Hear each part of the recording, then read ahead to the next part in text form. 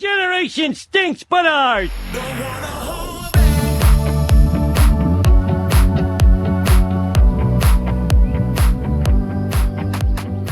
Alright guys, welcome in. This is Pigeon-Cast, where we talk about all things nostalgic from the 1980s all the way to the 2010s. I'm here with my buddy Eddie. Hello. My name's Eddie. Alright, and if you guys are watching this right now, this episode was recorded on October 9th, 2025. We are currently doing this live on my Twitch channel, which is AC Photo 13. And you can go check out Eddie's Twitch channel over at NotYourMothersStreamer. Be sure you guys give the video a like, a comment, and subscribe, because we will be doing more of these, and we have other videos planned. And we're going to do a whole bunch of variety of stuff on this channel that I still need to make. That's a future AC problem. Be sure you go check out acphoto13.com, where you're going to find all of my photography and artwork. I also have an art shop on there, and if you're watching this on YouTube right now, or if you're watching this on Twitch, if you input the code PigeonMilk at the at your checkout, you're going to receive 25% off your order for the rest of the year. Also, be sure to go check out my Instagram and all other social medias that will be listed below in the description. That's it. It's called the description. It'll be in the description down below. All right. So with that out of the way, all the self-promotion stuff done, Eddie, what have you been up to lately? Let's see here.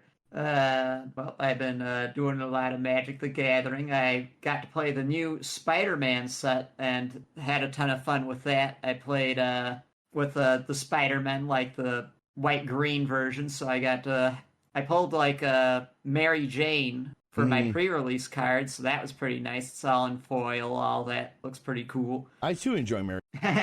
Not the same Mary Jane we're talking about. Okay, got it. Yeah.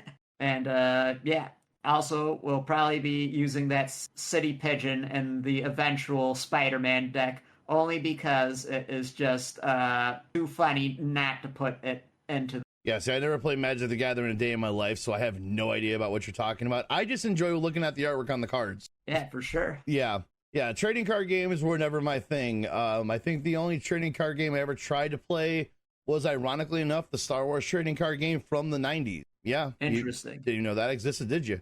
Well, I know that there have been several trading card games. I've played the Star Wars Attack of the Clones trading card game, had fun with that when I was a kid. Mm-hmm. And they have a new one, I believe it's called Star Wars Unlimited. I'm not 100% on the name. Okay. Don't quote me on that one, but it seems to be like getting a decent enough amount of players at my local game store, so must be doing good.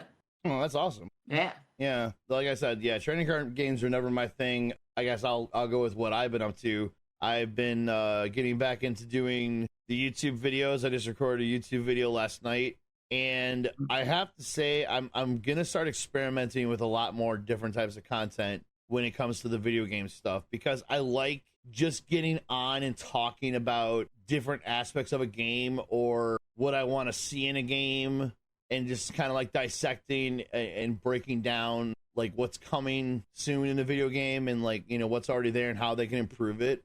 I think that would probably be good. Mix it up. Yeah, so that's what I've been doing. Other than that, just basically streaming, and I got an art show coming up next week, and then I got a hockey game that I'm going to coming up after that. So okay. Yeah. Is that gonna be the art show at that tattoo place? Yeah. Okay. Yeah. So yeah, other than that's all that I've been up to. All right, so guys, today's theme, we have two of them. We're going to be getting into the Teenage Mutant Ninja Turtles cartoon show from the 90s versus the one from the 2000s, because we realize that those two, like the 90s one is nostalgic to me, but the 2000s one is nostalgic to Eddie. So we kind of, it's better. Highly debatable. Actually, not even that debatable. It isn't. I'm not saying it's not. I'm not saying it's not good. I don't know if I'm gonna say better. And I'll get into that because I watched episode 1 and I did a thorough breakdown of it, several paragraphs long. So we got the two Ninja Turtles thing coming up, and then we decided to assign each other a movie to watch that's going to be based on different themes. So the first theme was our favorite nostalgia movie, and I got to go first, which means I got to suggest a movie to Eddie. Well, my favorite nostalgic movie is my favorite movie of all time, The Crow. So we're going to be doing a deep dive into that, and I'm going to be talking forever about that movie because, you know, I can. I've seen it so many times, and I love that movie so much. It'll be fun to hear Eddie's thoughts on it. So with that being said, we're going to get into our nostalgic snack of the day, or of the episode. And I thought with the whole Ninja Turtles theme, we have to go with Ninja Turtle pies. Have you ever had these before? Thankfully, no. Thankfully, no. These were delicious. What do you mean, thankfully, no? These were amazing. They're vanilla pudding power. That doesn't sound good to me. Artificially flavored. I'm not a big pudding person, and I think I heard that they were like dyed green or something. Oh, they are. Nah. They are dyed green. Look at how delicious this looks. It's nice green frosting on there.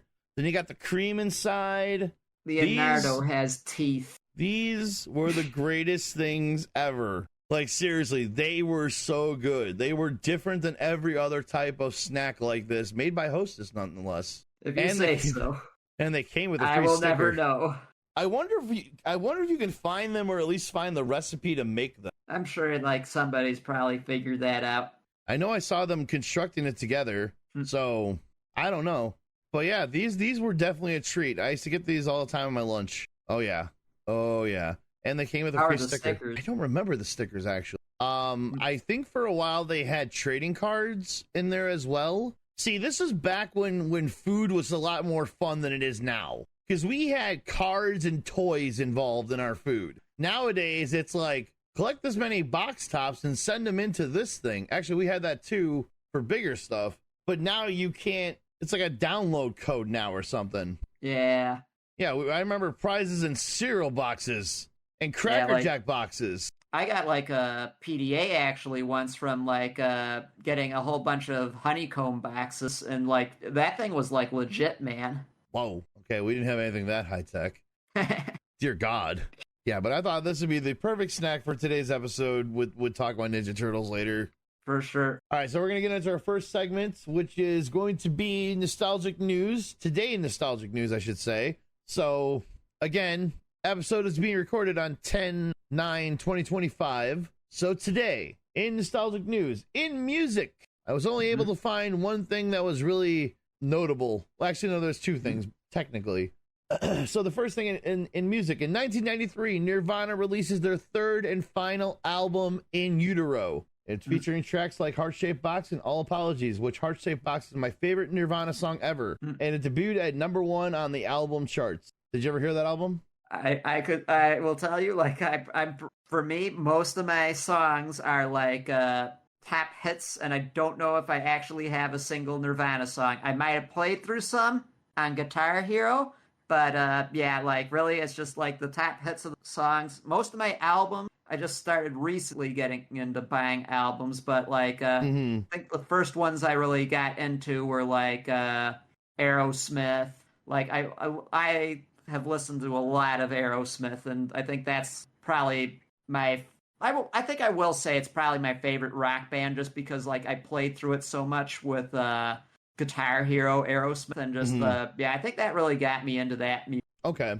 Yeah, we're definitely gonna have to do more stuff on music, because I can show you so much different stuff. Yeah, and like if you want to talk about music at some point, like, yeah, definitely be like, hey, listen to this before the next stream, all that. Sure thing. So Nirvana was as you know, was a grunge band, and the reason why this is their last studio album is because Kurt Cobain passed away, took his own life, and well, that's what they say. There's conspiracy theories out there that other people did it, which it's one of those things where I'm like, I kind of don't know. I never really looked into that whole thing, and I don't know enough information on it to say one way or the other if he did or if he didn't, you know, because by now there's so much stuff out there floating around that's, you know, you just don't know what to believe and like what's true and what's not true.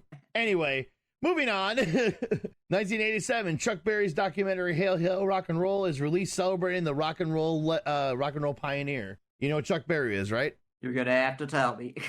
Okay, so Chuck Berry is responsible for the song Johnny Be Good. Oh, that Yeah. guy. Yeah. Have you seen the movie Back to the Future? Yes, I have, because Okay, you so told me to. So you know that scene where Marty McFly is at the end when he's playing a song for at his parents' prom or whatever Yeah, it is? you don't know this, but your kids are gonna love it. Yeah. So if you watch that scene, one of the guys in the band goes over to the phone and goes, "Hey Chuck, it's your cousin Marvin Berry. You know that new sound you've been looking for? Well, listen to this." And it's Chuck Berry's song that he's listening to. Right. Yeah. So he's calling Chuck Berry on the phone. For sure. Yeah. So I've never seen the documentary, although now I kind of want to. So in 1992, Steven Seagal's breakout role in the action thriller Under Siege is released. Have you ever seen that one? I don't think I've seen Steven Seagal movie. Oh, you're breaking my heart. Okay. So Under Siege is definitely one I would watch. It is a very good action movie. I am not one for action at all. Like, they're very few and far between for me. This one is phenomenal. It is really, really good. Followed up by Under Siege 2, which I actually ironically saw first. I got it on VHS for some reason, and I was like, okay, I'll watch it. Why not? And it just turned out to be funny, and we found it amusing. Under Siege 2 is a little bit different. It takes place on a train, where the first one takes place on a boat.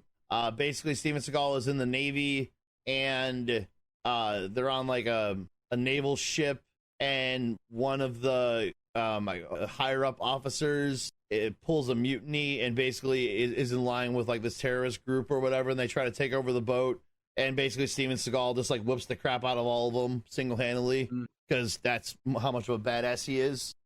So definitely a movie I'd recommend. I'm trying to think of other Steven Seagal movies that I'd recommend. I've only seen bits and pieces of a few, so yeah, I can't really say I recommend another one. I'd have to go through a list of. Anyway, all right, so then in video games, okay, so that's all for TV and music in terms of history.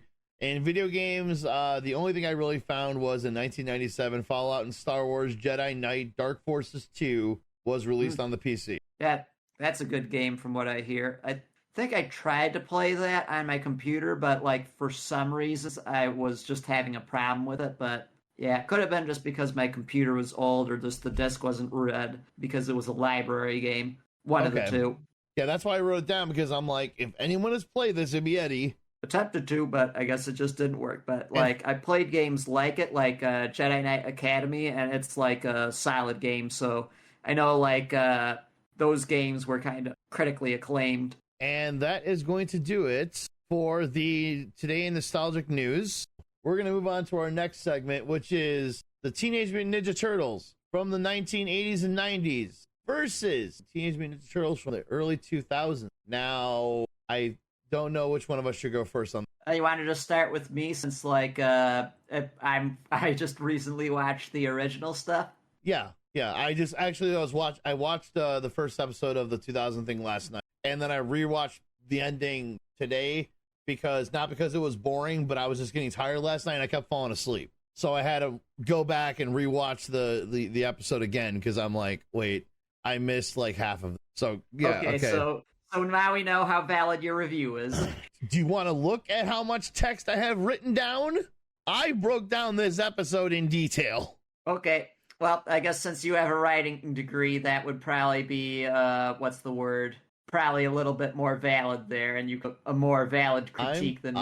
I am just overachieved. So let's start with your thing. But yeah, like I watched it, and like I think I've seen like bits and pieces of it, and yeah, like it is a really enjoyable cartoon. Like, is it my favorite? Not really, but like it's fun to like have running in the background and stuff, or like just chilling. And yeah, like I just like the goofy stuff they do, like the kind of crazy mutants that they have. Not that they don't have those in the other ones, but like they didn't have the like pizza aliens growing from being planted from on an egg onto a pizza and then being microwaved in a microwave, and then you got the aliens from the Alien movie coming out pretty much. Oh my god, I forgot all about those. Yeah, I finally saw that episode. Like I saw them in like the video games, like because I played those on an emulator for Sega. I mean, what? Anywho, yeah. So I think I've seen about every episode from like I think it was Hyperstone Heist. I've seen all the enemies from Hyperstone Heist in the actual TV show. Okay. But like a couple of things I will say about this, like I was surprised how short they are in this cartoon. Like, yeah, April's like standing like at least a head taller than them, which that took me by surprise. Yeah, I mean, they're definitely not the Michael Bay version where they're like, 8 feet tall each. Yeah, they don't need to be 8 feet tall. No, they don't. No. And Michael Bay can stay away from my turtles. Yeah. Like, I feel like 5'10" is totally acceptable. Yeah, see, when that show came out, it was probably the biggest thing ever in terms of cartoons that came out when I was a kid. Because it's like I watched every episode as much as I could. I had turtle fever back then. I got, I went crazy with the toys. I watched the show religiously. Anything I can get my hands on in terms of like, more of like the cartoon. Because at the time, we didn't have box sets of the season. Actually, the first box set wasn't released until I was an adult of the show. We only had the freaking VHS tapes with like 3 or 4 related episodes that came out that you had to get from Burger King. So you had to go to Burger King, and I don't know if they were actually, I can't remember if they were extra money or if you just got them with a Happy Meal. But yeah, you had to buy them from Burger King. I think later on they released them in video stores, and you can buy them in video stores.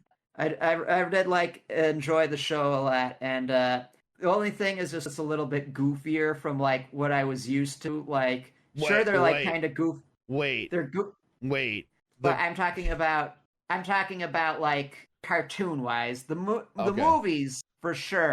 You gotta admit Raphael is more of a hothead in the movie than he is in this cartoon. In this cartoon, he's more of just like a wisecracker.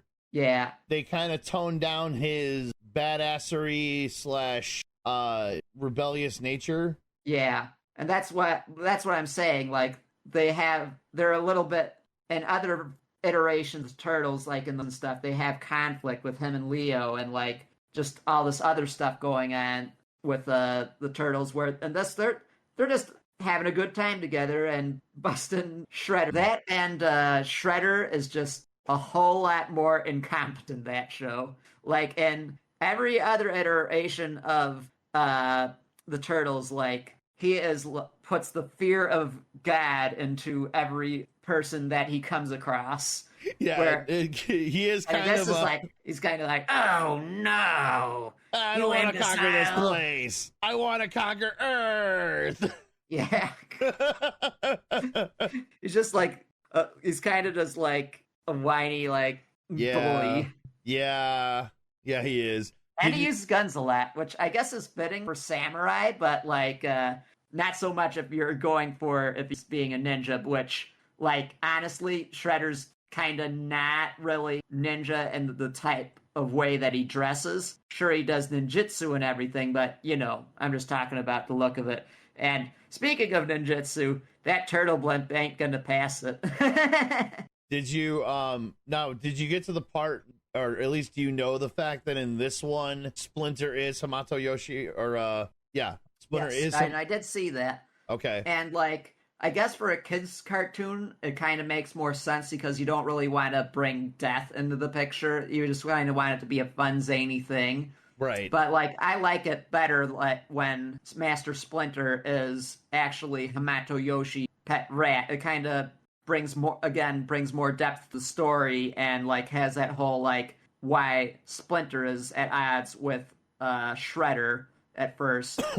But it's not so much I think that the Shredder like went over for like Splinter and most of the shows. It was because the Turtles got in his way, was because that's why he went after them. And then Splinter's like, oh my goodness, is like the Shredder. He is the one who killed my Master Yoshi. See, I kind of like the fact, I like this iteration better because it makes more sense. and also in later episodes, it plays a bigger role because Splinter wants to be human again, and now he's stuck as a rat, and they have that series of episodes where they have the chance to make Splinter human, and you know, they want to try to do that, and then he doesn't end up getting to be human again. Back.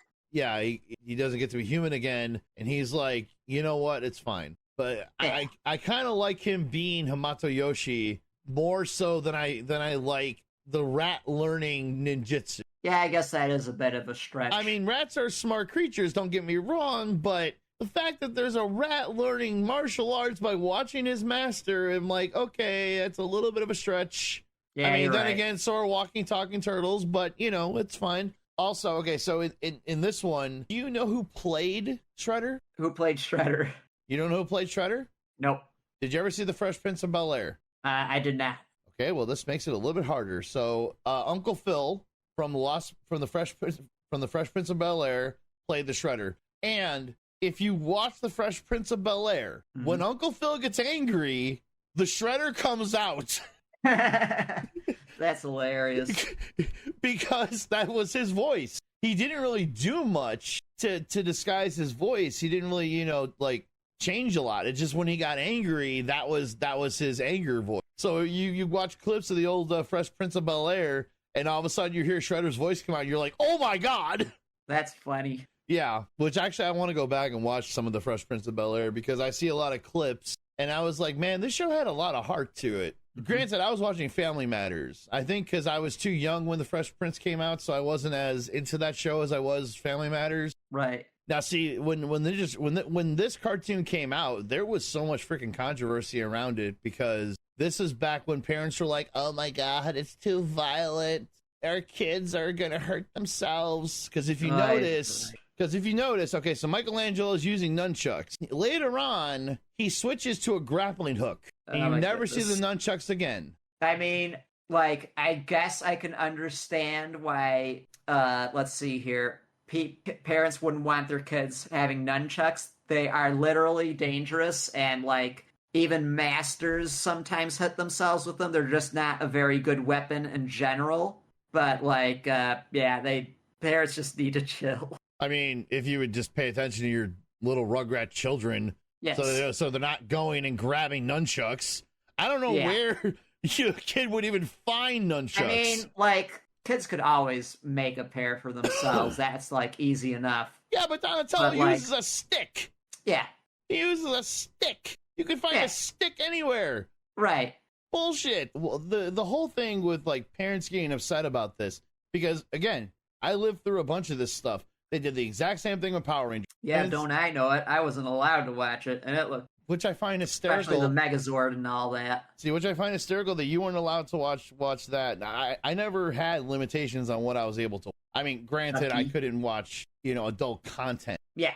Obvious. But, I mean, I really didn't, like, my parents, like, would check in on what I was watching, and it was nothing. Whatever I watched wrestling when I was a kid, some people would argue that I shouldn't have because, you know, we did have wrestling matches and people did get hurt. I also didn't know my own strength back then, so there was that.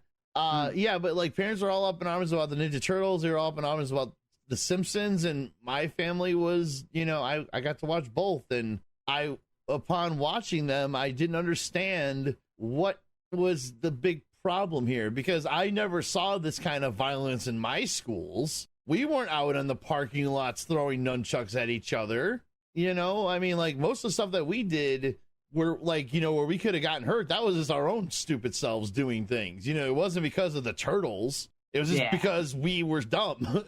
Yeah, just kids are stupid in general. Yeah. They'll find ways to hurt themselves. And they did news broadcasts back then, and they showed the kids not attacking each other. They were kicking the air. They weren't kicking each other. So it was just something stupid for parents to complain about. And I'm like, oh god, I hated that crap. Yeah. So that's why they were robots in the show, because it cut down on the violence. Yeah, and like let's see. like that's okay. I still prefer. Well, then again, yeah, I think you really do have to have the Foot Clan be like robots, really, to get away with that for a cartoon. Yeah, and plus it definitely At least for a children's cartoon. Yeah, and it's set up for. I don't mind them being robots. Actually, that made for better moments in the fight scene. That and it kind of might make more sense, like lore wise, just because Oroku Saki kind of what's the word, destroyed the Foot Clan and all that, or at least like killed like Master Yoshi for that. Yeah, depending on what iteration. Version. Yeah.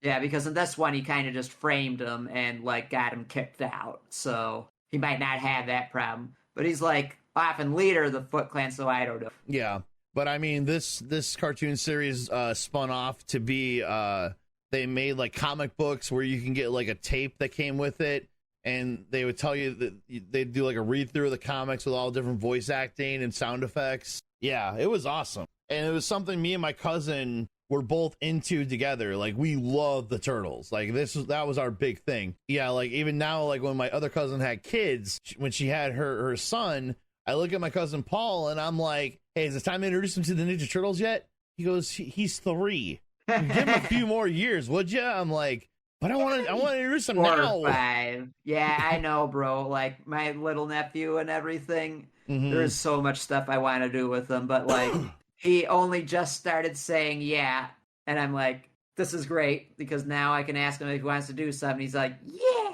and I'm like, oh my God. But that's the only word he knows. Yeah. Oh God, I still love this picture of Donatello and Mikey. I gotta think of a meme for this one. Just because of the face that they're making at each other. Michelangelo looks stoned off his ass, and Donatello, I don't think I want to know.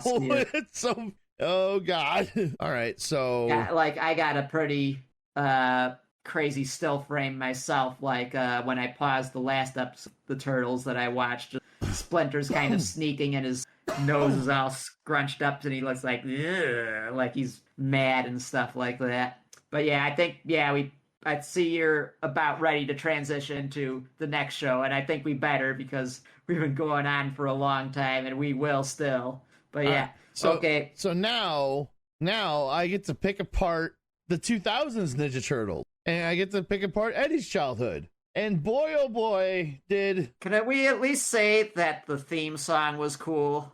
So that's actually a part of what I was gonna say. No. So for reference, we're gonna go through and we're gonna play the 2 theme songs back to back, and I'm gonna let you guys decide which one is better because I just can't. So we're gonna go with the original first, and I'm just gonna play this here. Still a good match. I just prefer the second or the 2000, and I realize I'm gonna lose because I am playing the song. Oh, hush.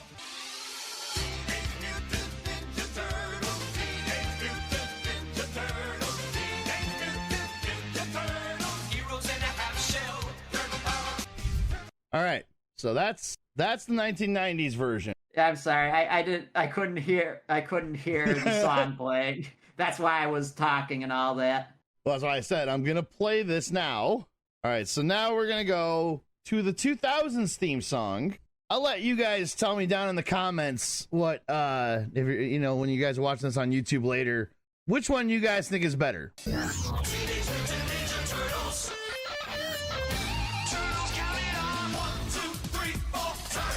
Chain reaction, living underground, jitsu action, it's a shell of a time. And going by how my chat is reacting right now, I think the 80s version won, and I'm gonna explain why. How many of those?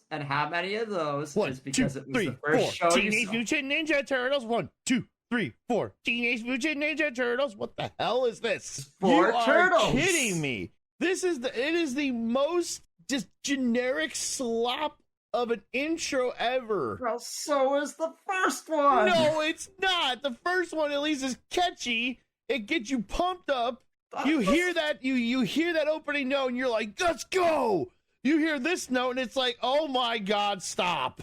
Please. I think we're just gonna have to agree to disagree here. No, there is no. I'm sorry, but Okay, so here, let's see here. This is what I wrote down for it. Thumbs down, not memorable, sloppy lyrics, music all over the place, and at one point sounds like it drifts into a Halloween song. There's that part in it where it goes woo, right there. Yeah, I remember. Yep. Why do they have a Halloween sound effect ghost in there? Why? That makes no sense whatsoever. I think it's like more of a flute, but I don't can know see why you think it sounds kind of ethereal for sure. It doesn't make sense why it's there. Turtles, there's no one better. Turtles, look out for Shredder. What? I mean, let's not kid ourselves. The lyrics for the original weren't exactly genius either. I would beg to differ. I mean, of course, they're not going to be like poetry or anything like that, but it was they were at least in a style that like you remember it. I mean, it's memorable and it gets you pumped up. It is a proper intro. It just sounds like, and what I'm gonna guess. Hold on. Okay, I'll stop. I got a rant. Okay, because what it really sounds like with this one, because this is the first one that was picked up by Nickelodeon. Okay, so what it sounds like is Fox Kids actually. Oh, was it Fox Kids first? Yep. Okay, so that being said, this being the first cartoon that came out after the original, it really sounds like they were like, okay, we need a theme song. Like, what do kids like nowadays? Rock music? Yeah. Get someone in here and write a jingle. And they thought, yeah, this will work for the new modern day era of children. And it did. I don't know how, if it did or not. I bought so many action figures for that. But okay, I can go around to any Turtles fan and ask them to sing me the original theme song, and they're going to remember it line for line. Like, you be walking around the arcade, you hear that song going on, you immediately turn your head, you're like, oh my God, yes! Like, I mean, when I hear the 2000 song, same thing. And I used to know the lyrics for it. I don't know all the lyrics for Teenage Mutant Ninja Turtles. I'm sorry, but it just didn't grab you, and that's fine. Yeah, like, again, Nick, and now Nick's saying the remake didn't say whose role is what, only that there's 4, exactly. Okay, that's fair. Like, you can watch the intro to the first one, and not only are you jazzed up to watch it further, but you know what all the characters are. It explains everything in a way. Like, are they cheesy lyrics? Yes, of course they are. Like, most theme songs are, but it's a cheese in the way that actually gets you pumped up. This is not, doesn't have the same effect. You know, I mean, at least it's rock, because I heard when they started coming out with the rap versions of this stuff, and it's like, oh God, please no. No, it was good. 2013 one's good. It's like it has a nice homage to the original theme song, which I was like, okay. Yeah, I mean, again, it was cheesy, but that was kind of the point.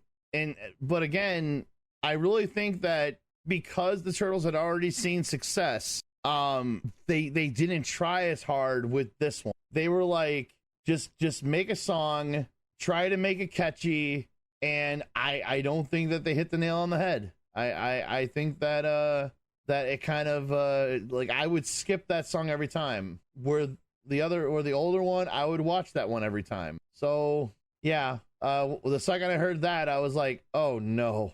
I'm like, well, pull out the notepad. Hold on a second. I gotta tear this one apart. Sorry, buddy, but as far as Turtles themes go, I think we can safely say that one will go down in history as the theme of the Ninja Turtles. Oh yeah, because it was the first one. Sure, but you can also look at something like Spider-Man from the 70s to the 90s. The 90s cartoon Spider-Man intro hit hard. Well, yeah, and people remember that. There's no lyrics for it, so it's you remember. It doesn't have anything to do with being easy. Well, except for a radioactive Spider-Man as well. But here's the thing: the original Turtles has a consistent, catchy beat. This one is all over the place. Like, they're throwing guitar solos in there. They're throwing spooky Halloween songs in there. They're throwing Grandma's freaking pudding in there. I think the Halloween song was supposed to be kind of like a let's see here, sort of like a Japanese wind instrument to kind of make you think like, okay, ninjas. But yeah, I can see how you can say it's a little bit all over the place, and I think that's valid. No one is going to hear that noise and think Japanese wind in it. They're going to hear that noise and go, spooky ghost Halloween decoration. I never thought sea ghost. Spooky ghost Halloween decoration that just got turned on because someone sneezed. And it's not woo. And on top of that, if it would have came in during like Shredder's part or something like that, fine. But it's Casey Jones on the screen. So, yeah. I think that's one thing that we should have had to add to the theme song, just because because the visuals were like kind of cool. I mean, I could agree to disagree for that one, but even that, when you saw so when you had the visuals from the original, you had like, so it starts off with a freaking sewer lighting up purple, and then them flying into the air. And then you have them all shadowed at night, standing on the rooftops, ready to battle. And then you have them all like together, and like, I don't know. I like the visuals in the original better. And another comment in the chat right now that you can take the lyrics from the original song and the beat would still hit, because if you watch the ending of the Turtles cartoon, when they play the credits, there's no lyrics. It's just dun dun dun dun dun da da da dun dun dun dun dun da da da. Or I couldn't even give you the beat to this one. Dun dun dun dun da da da da da da dun dun dun dun. Ooh, that there's no consistent beat. You know what I mean? It's so all over the place. I think we're just gonna have to agree to disagree and move on, because you've got a whole episode to tear apart. So I watched the first episode. I was supposed to watch more, but I did so much detailed description of this first episode. I was like, in the honor of time, I need to cut out some stuff here.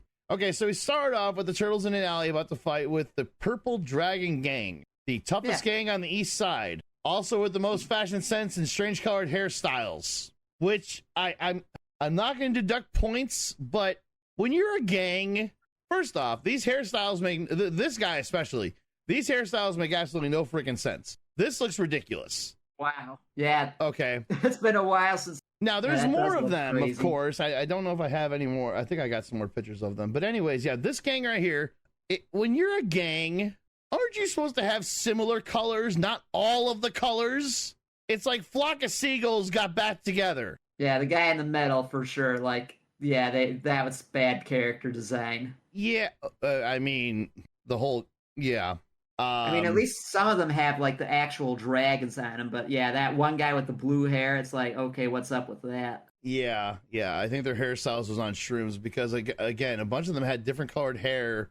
And the hair's fine. They had that in the original, too. But at least the original was inspired by punk rock and stuff like that. So it was more consistent. The staff was terrible. Yeah. So, like, there was another one that was also bad. So yeah, these guys are here. Cut to the intro, and we don't need to go back into that. Yeah.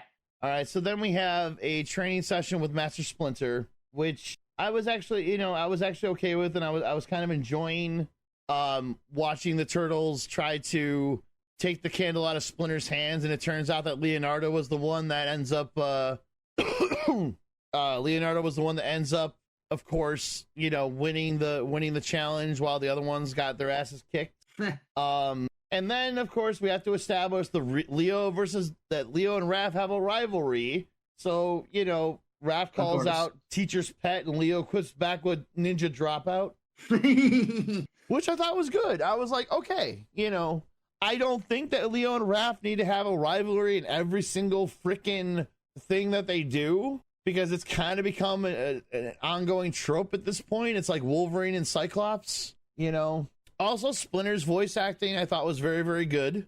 I thought, his voice was fine. I also love how the Turtles, the second Splinter starts talking and saying his lesson, all the Turtles fall in line, and it's a nice show of respect that they respect Splinter that much. But while Splinter's talking, Michelangelo gets distracted by a fly, eventually swatting at it like a kitten. Turtles' voices all fit their characters and are distinct enough to where you can tell them apart. Animation style is okay.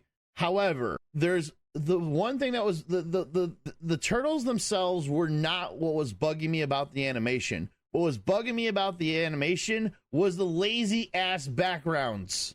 And again, I picked this apart, because it's like, if we're going to make a comparison and we're going to run down this stuff, I'm going to pick it apart. So it's a very, very small thing, but it actually comes into play later on in this episode. But if you look back at the old cartoon, the backgrounds aren't what I would say are super detailed, but they're detailed enough to where you can tell the difference. This is just, I don't know, like these backgrounds are just, they're not appealing. They're like, again, I think they're lazy as hell. And it does come into play later on. I'll get to that. So then let's see. I also liked how they had the weapons color coded to their actual colors. Like, the handles, the Donatello staff has a purple handle. Yeah.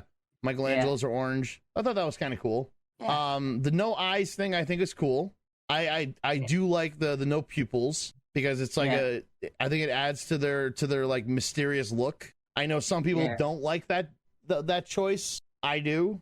Kind of reminds me of Batman. Yeah, same. So the first battle sequence with the Mousers, which the Mousers look like actual Mousers. So if you had watched previous iterations of the cartoon, you knew what they were.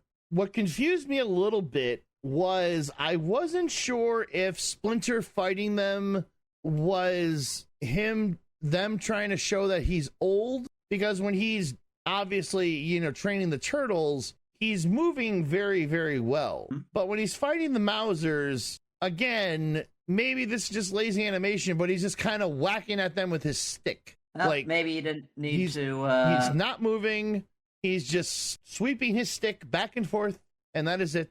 And I'm like, okay, are they trying to show better that than he's the 90s though? He got like destroyed by him. Well, I think that was because they overwhelmed him, and there was more of them. He's in this one. He's fighting 3, and he's just like, bah, swat. I'm like, are you playing whack-a-mole, my friend? But in the 80s cartoon, he could still move.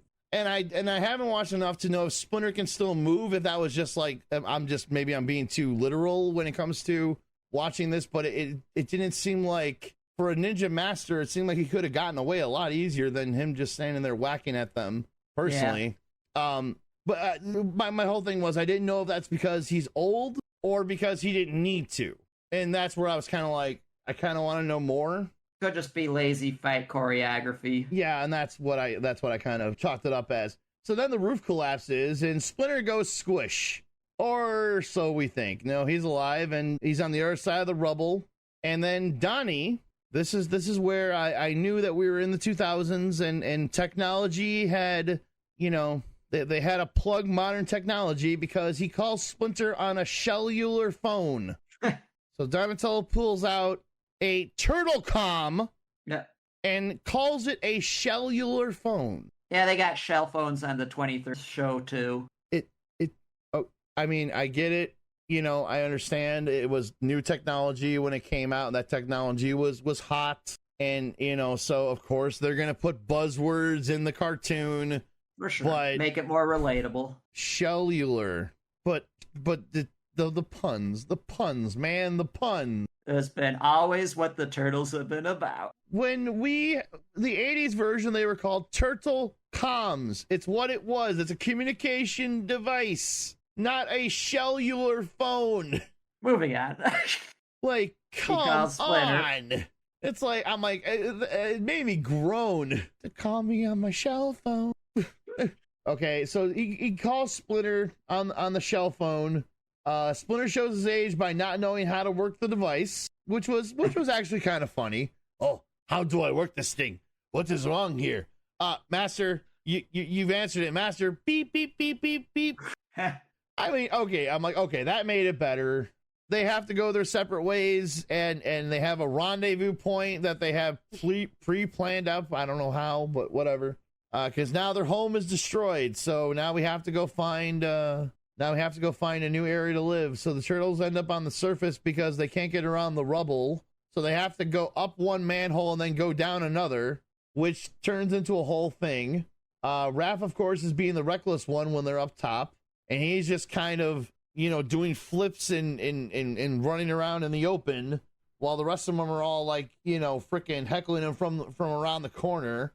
They find a manhole cover that a truck gets parked over, and Raph proceeds to try and push a truck that is in park, which again, I'm like, he's never gonna move that. That's not how this works. But did he? No, he did it because then Flock of Seagulls comes out of the freaking place where they just robbed somebody, and Raph, instead of running to the you know, around the corner where his brothers are, he dives into the back of the fucking truck and then just sticks himself to the roof. And it's a good thing that Flock of Seagulls don't look up, because they throw the money in the back. He's stuck to the roof. They lock the doors and they take Raph away unknowingly. And then the turtles are running across the rooftops, which is a really cool little montage. And Mikey runs into some laundry drying on a clothesline, to which he goes, sniff, sniff, springtime fresh. Again, you know, humorous, but what the... Like, you want to realize that he was sniffing someone's boxer shorts. No one else wants to point that out, but... It's children's cartoon. Yeah, and I get that. You know, out of all the things in this show, I did appreciate the humor, minus Shell Phone, because that was just too much of a pun for me. And then we flash to Splinter making his way through the sewer tunnels, and he arrives at the meetup place. 4 Mouthers burrow in from below and get ready to attack Splinter. And now Splinter looks worried, because he wasn't just taking on 4 or 5 of them by himself before, and now having 4 of them in front of him, he goes, oh no, what's going to happen? And fade to black. All right. Cut back to Raph stuck in the truck. Dang commercial. Yeah. Cut the commercial. So the gang members all go into their hideout, but they don't bring the money bags with them. Instead, they assign a gang member, appropriately named 2-Ton, to watch the truck. So instead of just taking the money inside where they can watch it and make sure no one steals it, they have this guy, 2-Ton, watch it. Why? Just... Well, it kind of depends on, like, their logic, but yeah. I think that's just a little bit too nitpicky at that point. Oh, yeah, I know. Commentary.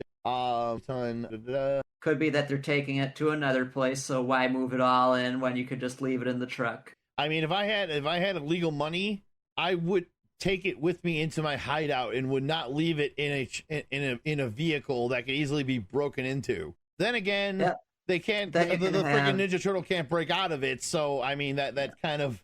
All right. So then Mikey takes him out. Transporting it. I feel like transporting it is just like more of a liability, because then it's out in the open and then you have more risk of it being stolen and all that. Yeah. So Mikey takes out 2-Ton with a roundhouse kick, and then Donnie gets to work on the lock, because he's a tech nerd. The door opens and Raph jumps out and assaults Mikey for all his trash talking. And I have to say that this becomes a common theme of Raph just constantly bullying Mikey, which I love seeing this, because it shows the brother dynamic between the two of them. You know, it's like Mikey's obviously the slapsticky one of the two, or of the group, and you know, he's like the little brother. And Raph's just like, you know, always picking on him and like pushing him around and stuff like that. But it's never like serious. Like he's not like actually attacking him or anything. It's just playful banter. Yeah. But I thought it really strengthened the brother bond between them, and it made for some really entertaining moments. You know, so the gang comes out. Turtles dispatch the gang. Gang runs away with a bunch of chicken. Raph in his typical fashion. Well, I do hope there's more of those guys. I'm just getting warmed up. And then from above, we see ninja shadows. And what I assume is the Foot Clan surrounds them. Yep. And they don't seem to be robots in this one. They seem to be humans. Yeah, I think they are. Okay. From what I remember. Yeah, because they sure as heck weren't staying down very easily. So they're having a little bit of a little bit more of a harder battle. Donnie hotwires the van, and the turtles speed away in the hotwired van. The turtles find the thugs' money bags in the back of the van, and in true good guy fashion, they pull up to 2 police officers sitting in their cop car, throw the money bags on their hood, and ask them to take care of that. And to which one of the cops goes, "Did you see that? Little green men in an armored car just threw money at us." So again, you know, I'm really enjoying like the humor in this. So then the turtles drive the van they drive the armored car into a freaking sewer entrance, which so happens to lead right to where Master Splinter landed after his fall through the I missed. So while Splinter dispatches of the Mousers, floor gives way, Splinter falls down, slides into another sewer. Okay, sure. And that happens to be where the turtles show up with the van. How they knew this, I don't know. Joyous reunion, and this is kind of like, and Splinter has like found them a new place to live. Splinter tells them to walk this way, which then Mikey takes him literally and starts walking like an old man, to which Donnie quickly smacks him in the head with his staff, which again, that part, I die laughing. Because Mikey starts walking like an old man and Don's just like, no, smack. So then they get to this centralized area. It's like this like half circle type of place. And again, this is where I start to notice a lot more with the backgrounds and the animations and stuff like that, because this place really didn't look like anything at all. It just looked like every other part of the sewer. It, with maybe a few little doorways, and that was about it. So like when they were obsessing over, oh, we found our new home and oh, this is perfect, I'm like, this isn't showing it. Like you look at the old turtle lair in the old cartoon, and that has its own life to it. Even when they move, I think they eventually move out of that place and they find a new place. That place has life to it. The backgrounds, I'm just like, I feel they could have worked a little bit harder. That's just me. So let's see here. Place explained, not very impressive. Okay, so then we get to the final shot of the episode. We see a shot of a mean-looking ninja guy whom I only can assume is the Shredder, but without his costume, he's making himself some tea. The leader of the Purple Dragons is there groveling about the lost bags of money. Ninja guy is not happy. The leader of the gang, I won't fail you again. Ninja guy stands up. No, you won't fail me again, ever. And then then the camera pans to the leader of the Purple Dragons, and he's looking like he's gonna piss himself. And then the camera starts panning back, and we start hearing screams from the gang leader, and then we hear who I think is the Shredder laughing maniacally. Doors close, and we get a symbol of a dragon foot. Yeah, it's the Foot Clan. Yeah. So it's looks like a 3-toed dragon foot on the front, and the doors close, and the camera continues to pan back. And this is where I started to was also stood out to me like a sore thumb. We reveal a skyscraper with the dragon foot symbol and Japanese style roofing smack dab in the middle of New York City. Like, well, we know where their hideout is. Yeah. It's about as obvious as Avengers Tower or the Fantastic Four Tower, and no one notices this. I think it might be because they were kind of doing a thing where Foot Clan had like some sort of business operation going on, which honestly could be a cover type deal, which that'd be fine. Right. I think that was what it was. I'm kind of hazy on it because it has been so long since I have watched. No, and I'm not making. I just found it amusing that they pull back, and here's this super villain looking tower right in the middle of New York City, down the block from the Hancock building. I'm like, what? That was one thing that I remember about the old Turtles cartoon. They still had the World Trade Center and everything. Yeah. That's sad to look back on now. Even in the movie, they had it.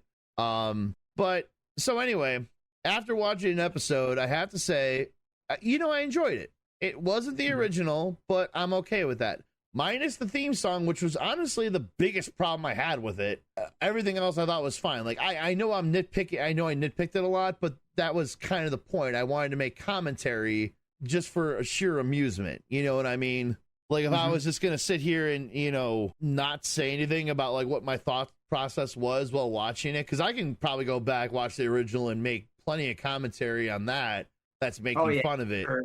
Because there's plenty of scenes, because they shipped a bunch of the footage over to Korean markets to edit the footage. There's a lot of scenes where the masks will change color, the voices come out of the wrong character.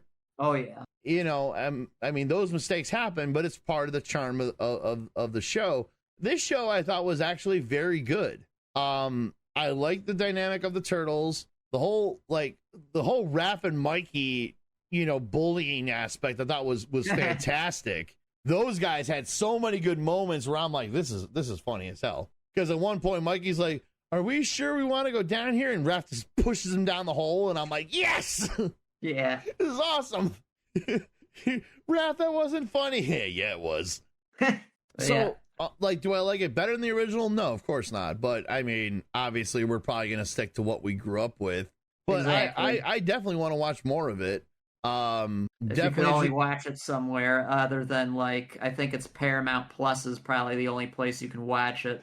I think I might be able to watch it on the Roku channel, but I haven't looked for it. So I'll have to go and look for that. But I mean, I thought it was definitely an entertaining show. It seemed to stand out a lot more than the others that I've seen over the years, because like other cartoons came out, and I just think those I don't see them appealing to me as much as this one did. Yeah. You know, like the older shows or the newer shows, I should say, I don't think are all that appealing. You know, Like the 2013 one, that's a really good show. Like I can see like you wouldn't like it as much just because like April and Casey are a lot younger, so that's one thing. that animation is But- horrible. No, it's all right. No, But like I don't like that animation at all. It's sloppy. It's lazy. It that's the thing. They're trying to make it stylized, but it's lazy. That's the part I don't like which one about are you it. talking? Which one are you talking about? The most recent incarnation. Okay, then yeah, I have no comment on that. I'm talking about the 3D one that appeared on Nickelodeon. Oh, okay. Yeah, I haven't given that one a chance yet. It is really good. I wish they had more on Netflix. Okay. Yeah, that one I would give a chance to. But like the most recent incarnation, that animation style is ugly. It's atrocious. I can't tell if it's supposed to be claymation or yarn or what it is. It looks sloppy. It's not. It's like they were trying to be edgy, and then they only went halfway with it. And I'm like, yeah, this doesn't look good. No. Like I haven't seen anything past 2013 just because nothing really looked that interesting. Yeah. I did watch the Batman versus Ninja Turtle movie, and where do you find it was that? all right. I'm not sure where I got it, but like it was all right. If you want, I can lend it to you. Yeah, totally. I want to see that. I've been avoiding watching the Nostalgia Critic review on it because I would, but I kind of want to watch it on my own before I go watching that. It was all right. I like the comics better. Yeah, I never read the comics, so we have. We're gonna move on to this is gonna be our last segment, but it's gonna probably be a little bit of a longer segment, just because I know. Huh? I don't know. Teenage Mutant Ninja Turtles long. Oh, you have not heard of how much I can go on about this movie, though.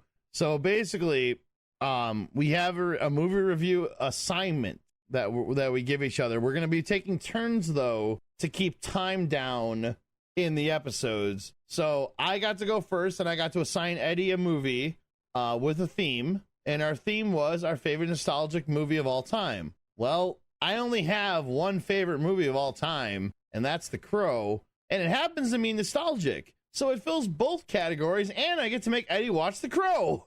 And it was pretty good. So Eddie watched it, and now we get to talk about it. So I'm going to let you start. Okay, so yeah, first time watching it, of course. And I thought it was pretty good. Kind of like a cool sort of revenge story, would you say? It's a love story. Oh, that's that too. But because I don't know the lore of the Crow, like, how does Crow become the Crow? Because, like, he's like 6 feet under, and then he pushes through all that concrete. Or not concrete, that earth to get out. When someone dies, a crow carries their soul to the land of the dead. Right. But sometimes something so bad happens the soul can't rest. And sometimes, the crow can bring that soul back to put the wrong things right. Yeah.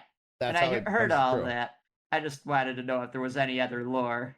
I mean, if you go into the later movies, they do try to explain things a little bit, but it's not like, I don't know how much canon they would eat, stuff like that. So it's just not that deep. I mean, I think that if you read the comic book, the Crow is based on a graphic novel by James O'Barr, and in the graphic novel, I wouldn't say they go back into like the how part, because it's basically just as they said. the crow carries the soul back and basically raises the dead and brings him back. In the graphic novel, there's more parts where they kind of show like how do I put it, like stuff that only he's experiencing, that's not like he's not physically there but he's like spiritually there, and there's things he experiences during that part, but there's not really a how. It's the crow has that power to do that. Okay. I just didn't know if it was like a magic crow or something like that, which I guess it must be somehow, but yeah, I was just wondering like how it worked, but okay, there's just a crow and he can bring people back from the dead. The crow is not necessarily the person who gets brought back, it's just the crow that empowers the person. The crow is the link between the land of the living and land of the... And like I did appreciate that like they had like the link between the people that there were still people that he cared about still living in here, like that girl that him and his Sarah were taken care of, and how they brought the cop in to like stand with her just to figure out what happened and all of that. Did you did you take notes? That would probably be a good thing for the next time. I'm just kind of going off the top of my head. I promise I will take notes and take it more seriously the next time. I mean, come on. I wrote like 3 pages on a half-an-hour Turtles cartoon. Which I don't think you need to do, but... Yes, I did. Good on you. Good on you. I did, though. There were things in there that needed to be said, like Flock of Seagulls, Gang of the Purple Dragon. Okay, anyway... Talk about the crow now. Okay, so were there any particular moments that stood out to you in, as far as like cool moments, touching moments, etc.? Yeah, definitely. Like when Sarah first comes, not Sarah. Or is the girl Sarah? I'm trying to remember her name. The little girl is Sarah. Okay. Yeah.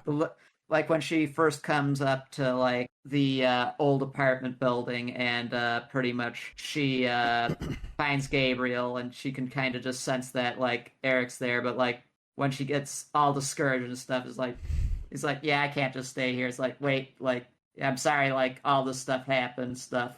The heck with you. I thought you cared, Sarah. I do care. Yeah. See, this is why I didn't want you to watch the movie with me for the first time, because I will sit there and quote the whole movie line for line.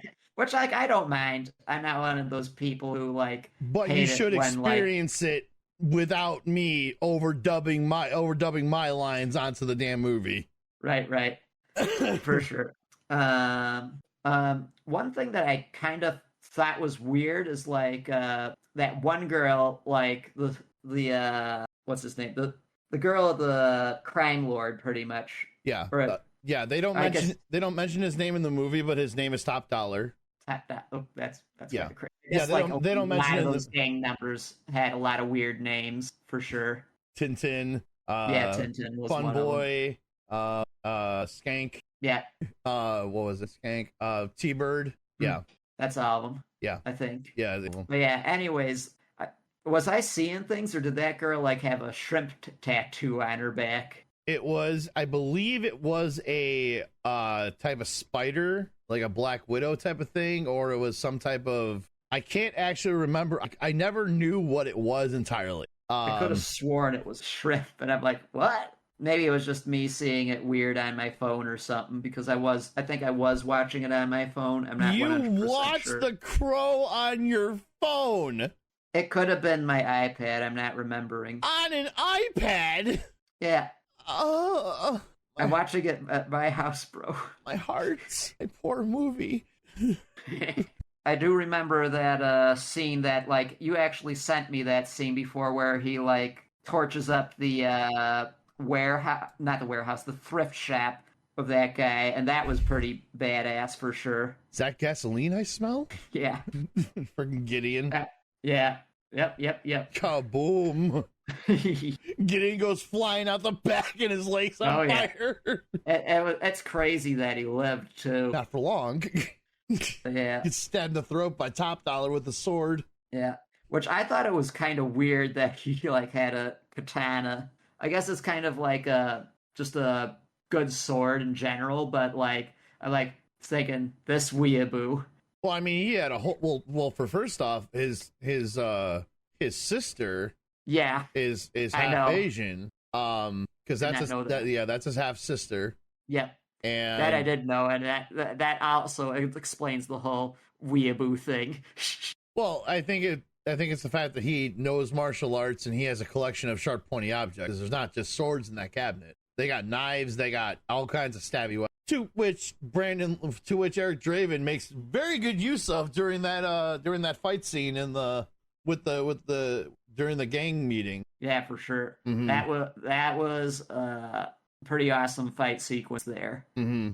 Can't comment on the choreography that much, but it was like he was like kind of sliding around on the floor underneath the table, popping up, shooting people. Mm-hmm. Yeah, very good, very well choreographed. Well, you know that's Bruce Lee's son, right?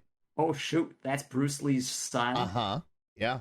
Well, that explains it then. Yep. And also, the same way Bruce Lee was killed in a movie, Brandon Lee also tragically died in this movie as well. I didn't know that Bruce Lee died in a movie. I believe it was while filming a movie. I might be mistaken on that one. Oh, okay. But yeah, I know he was murdered for sure. Yeah. So what happened was, now there's a lot of different stories out there on what, like, when in the movie he died. You know, there's a lot of things of, oh, the scene is not still in the movie, of course, but it was when he was bringing home the groceries to Shelly, and he comes across the gang already in there. I believe it was Fun Boy who fired the pistol. Now, back then, there wasn't people on set checking the prop gun. This is the last day of that they were going to be shooting with the prop guns. So what ended up happening was someone had the blank loaded into the revolver, and then they put dummy bullets on top, or they put dummy bullets in the empty chambers, so it looks like it's loaded. Well, someone put a dummy bullet on top of a blank. So when they fired it, it basically worked like a regular bullet and projectiled itself into his stomach. And Brandon was always known for being a jokester. So when he didn't get up right away, they thought it was, him just playing around. And because he had there was a squib in the bag that, would explode to make it look like, the bullet went through him. And then they all went over to him and they saw there was blood coming out of his stomach. And they rushed him to the hospital, and he died in the hospital. And I remember you telling me that story. Yeah. So yeah, basically there wasn't that many scenes left to shoot. So what they had to do was they had a mold of his head. They had a mold of his face, because with the makeup, so they can apply the makeup and it looked the same every time they applied it. So they had that mold of his face. So they made a mask and they put it on his stunt double. And the little girl, Sarah, was saying how it freaked her the hell out to look at him. She couldn't look at the guy because he looked just like Brandon, and it wasn't Brandon. I believe the guy that shot him, I believe it was Fun Boy. I might be mistaken on that one, but he gave up acting after that. He felt so guilty. He felt like it was his fault. I would bet. Yeah. It was a big heartbreak to a lot of people, because Brandon Lee was one of the most awesome people that you could ever meet. He was he never complained on set, and you got to understand, these guys were freezing cold on this set. Oh yeah, all that rain. They were outside. Yeah. I forgot what state they were in, but they were outside. It was like 40 degrees out there. They were freezing cold, and he never complained one time. Yeah, exactly. He never complained. He was never mean to anybody. He was just a really, really good guy. And it was 2 weeks before he was supposed to get married too. Ah, man. Yeah. That's why at the end of the movie you'll see dedicated to Brandon and Eliza. Yeah, I remember seeing that. Yeah, that was his fiance. Also, if you watch, there's his last interview. Very dude's like a freaking poet. If you watch his last interview, at one point he talks about life and death, and how many times are how we take things for granted every day, and all that stuff. It's just awesome to hear that. It'll bring you to tears. It's such a beautiful message he's saying. The way he says it is just so eloquent. He was just he was just a really cool dude, and you know, it was a big tragedy. Although that occurrence is what then paved the way for how modern movies are made now. Now, because of what happened to him, they had to make laws that said, you know, you have to have a trained professional on set before the actor holds the gun. The trained professional has to check the gun, then he gives it to them, and they need it back the second he's done using it, and it doesn't leave their possession. Yeah, so they made strict rules after he died that are still in place today. Yeah. You gotta. It's just like unfortunate that so many times when like that, like pretty much you just don't see stuff like this happening, and it does happen. People pay the price for for these laws that have to be passed, or for proper procedure to be put in place.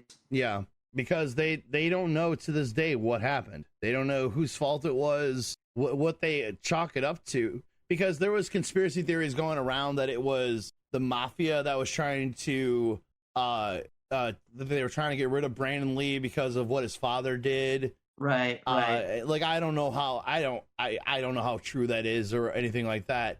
But what they chalked it up to was that because there was multiple things being filmed at once and everything was being juggled back and forth, and because there was no organization, that's what they figured happened. It probably was an accident from what I can gather, just because if you don't have a dedicated guy, you've got possibly a couple people handling it. It's like, oh, okay, I'll put this in because I don't know any better. Yeah, that's what I would say it was, because that's the most likely scenario. To say, oh, it was, you know, this. Some people said it was a curse. Again, I don't believe that either. But in future... In the future iterations of The Crow, like when they made the sequels and stuff like that, people wore luck charm just to, you know, because they were afraid of something happening. That's how much that mystique carried with it. Yeah, honestly, like that, it does feel like it's got some bad juju. I could totally understand that. Yeah. But even like James O'Barr, like was very was very sorrowful that he died. Do you know how the story came about of The Crow? I do not. Okay, so I believe you told me, but I forgot. Yeah, well, like, it's probably better to go over it anyways, just for those who don't know. So James O'Barr, he was a very cynical individual. You know, he didn't really trust a lot of people, and he met this girl, and she basically was his angel. She was always super positive toward everybody. She gave people the benefit of the doubt. You know, she really was like his light through the darkness. And then she was driving home one night, and a drunk driver hit her and killed her. So to deal with the pain of losing his, you know, his basically his angel, he started drawing and writing The Crow. And as he was drawing, that was his way of dealing with the pain. So that whole story came out of his tragedy. Like often with like art, like suffering brings about some of the most powerful like pieces of like entertainment that like we could ever see. I mean, he's somebody that I would love to meet, just because like this movie meant and means the world to me. I saw it when I was 13 years old. I'll get into that in a little bit more in a second. But yeah, to meet that guy would be, I don't know what I would do. It would be like, how do you thank him for, you know, that? It's like, this is something that made a difference in my life, and it would just be weird to meet him. I would love to meet him though, because the dude is freaking brilliant, and I commend him for carrying through, because he wanted to give up and he just pushed through and did this. And then he knew some people down, I think it was he knew some people at a comic book shop that knew some people in publishing, and I think he was just showing people his, you know, the drawings he was doing, and someone picked the comic book up, and they made it into a full graphic novel, which I own. It is much different than the movie though. It's like a lot different than the movie. It's a lot gorier. It is so much darker than the movie. It's insane. But it's phenomenal. The art style is fantastic. But that's so. What would you say? So what would you say that is that like changed your life, this film? Because it obviously made a big impact on you. Like, would you say it like All right, so was here I was, 13 years old. I didn't have a lot of friends back then. I had like two that lived across the street or in the neighborhood. When you're 13 years old, like, you really don't know who you are at the you know, this is one thing I think a lot of people nowadays get wrong. You know, like, finding out who you are is a lifelong journey. You're gonna pick up pieces on the way, but I was always just like this, I can't say like I was like I don't want to say like I was always but I was always like the standout of everybody. Like, I never really fit in anywhere. I never felt like anywhere I went, I could fit in with a group of people. Like, I didn't really watch sports. As a kid, I would watch like Discovery Channel and like shark documentaries and dinosaur documentaries and stuff like that, but not really in like a nerdy kind of way. Like, I was a nerd, but you know, I liked a lot of dark stuff too, and you know, it was just a confusing time. And I don't remember how I came across the movie. Like, I think either someone told me I should watch it, or I just saw it in the movie in like Blockbuster and wanted to rent it. And so I sit down to watch this movie, and for the first time in my life, I watched the movie and I'm like, this movie gets me. Like, everything about the movie was me. Like, the music, the you know, the whole thing of loving someone so much that you would come back from the dead to get revenge and avenge their death and put that right. Like, that to me is like the most romantic thing I can ever think of. It's a very dark thing, but it's still like, that's how deep the love ran. Like, that's how much they were in love, was that he couldn't rest knowing that, you know, that their lives were taken. and that those people were still out there harming other people. Yeah, and just that whole, like, it's almost like the Punisher, but not, you know.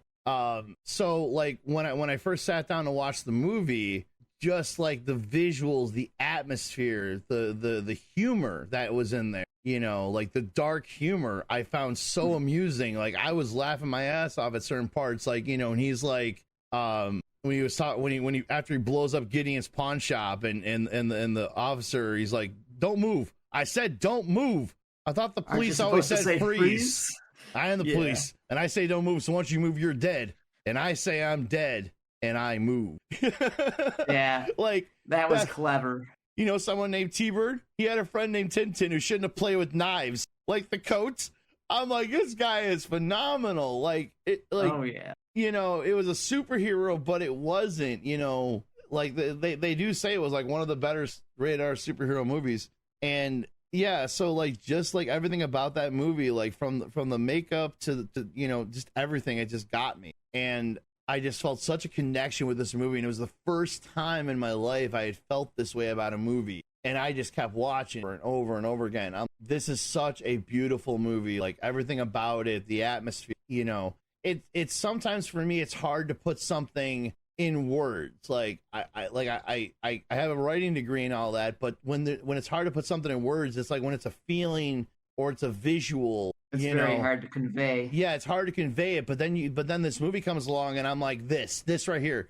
That same thing how I felt when I first heard Nine Inch Nails. It was like, this is my music. I found my place. Like, I don't know what about it, but just the way the lyrics, the music, and everything go together, and that imagery that sticks in your head when you listen to it. This is me. This is how I think. This is how I feel. This is how I would do things, you know, if I had the opportunity or the chance, or, you know, this is like how deeply I feel about something. So, like, for me, it just kind of gave me that place. It's like, you know, I don't have to necessarily call myself anything. I can just be myself, and that's it. And it was the first movie that helped me understand that, you know. And it didn't need to say anything about it. Like, you didn't need the message to be right in my face. Yeah. It was just like just that poetic, gothic sort of feel to it.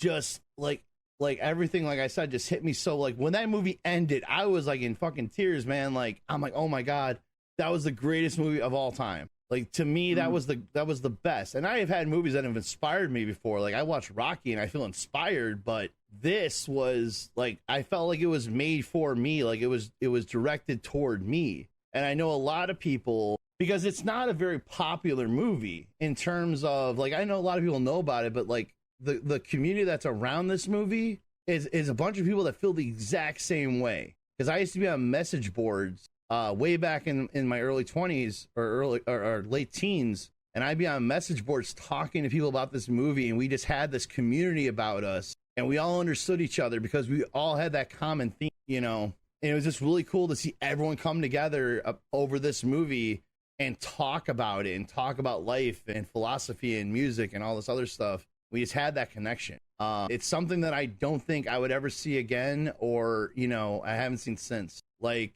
it was a once in a lifetime thing. And yeah, I mean, it was just really cool to have that. And it was the first time I'd ever had something like that. And again, being 13 years old and not knowing where you fit in and not know, like, because I wasn't very popular. I wasn't very liked by many. So it was just like that whole thing of, I don't need to fit in. I could just be myself and be this. You know, I have this now to come back to. And if people don't like it, I don't care. I like so yeah, like for me, that's how that was. And I know a lot of other people that I've met that have seen the movie that's their favorite movie too. They feel exactly the same way I do, because I've heard them describe it in detail, and I'm like, you guys fucking get it.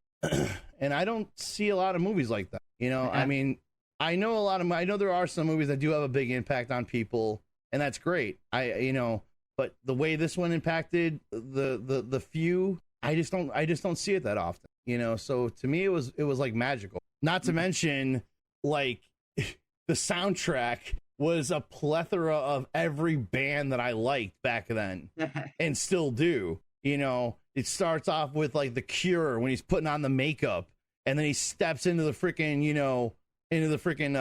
light, and you know, the lightning flashes and half his face is the crow. And, you know, that's like, holy shit, like, that's awesome.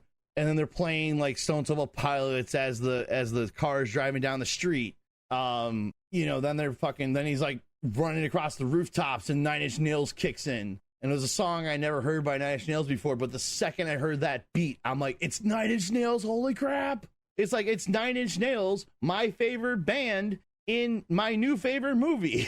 I feel like I'm going to need to find a different movie for you to watch, because the competition seems fierce now. Well, no, I mean, like, I assign you this one on purpose because I'm like, okay, let's see what he thinks about then, you know. Like, I'll tell anyone to watch this movie. Like, if anyone's open to watching it, I suggest it to, like, I'm like, if you want to understand me, watch this movie. You know, and I don't know, like, I just think it's a fucking great movie. On top of that, like, it's there's no other movie like it, and even the ones that came after it never even held a candle to this. Even like, and I can't. Okay, so like the second movie came out called City of Angels. It was a semi sequel because Sarah was in it, but now she's an adult, and Gabriel was still alive somehow. But whatever. Fucking cat lives forever. Yeah.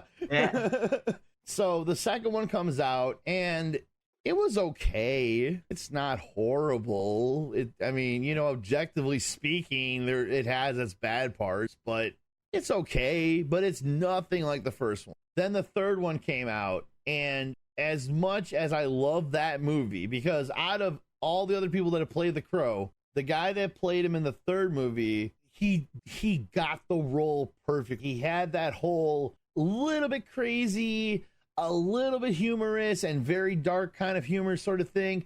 He had that in spades. He did such a good job. Storyline, yeah, it was okay. You know, it was okay. Not held a candle to the original. Then the movie with Edward Furlong and David Boreanaz came out. Oh my God. So that was a movie.